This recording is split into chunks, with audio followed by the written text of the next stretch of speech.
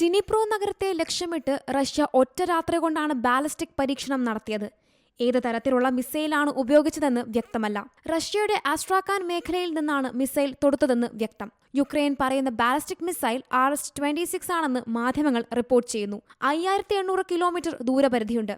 റഷ്യയെ സഹായിക്കാൻ ഉത്തര കൊറിയൻ സൈന്യം കൂടിയെത്തി.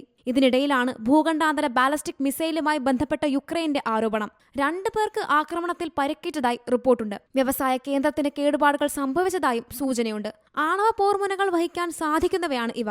60 വർഷത്തിന് മുൻപാണ് റഷ്യ ഇത് നിർമ്മിച്ചത്. പാശ്ചാത്യ രാജ്യങ്ങളും അമേരിക്കയും യുക്രൈനെ സഹായിച്ചാൽ ആണവായുധം പരീക്ഷിക്കുമെന്ന് ഭീഷണിയുണ്ടായിരുന്നു. നിലവിൽ സാധാരണ ഉപയോഗിക്കുന്ന സ്ഫോടക വസ്തുക്കൾ തന്നെയാണ് റഷ്യ പ്രയോഗിച്ചതെങ്കിലും ഈ നീക്കം മുന്നറിയിപ്പെന്ന നിലയിലാണെന്നാണ് വിദഗ്ധരുടെ വിലയിരുത്തൽ. International desk, Zee Malayalam news. പുതിയ വാർത്തകളും വിശേഷങ്ങളും ഇനി വിരൽ തുമ്പിൽ. എല്ലാ ഡിജിറ്റൽ പ്ലാറ്റ്ഫോമുകളിലും ഇപ്പോൾ സീ മലയാളം ന്യൂസ് ലഭ്യം.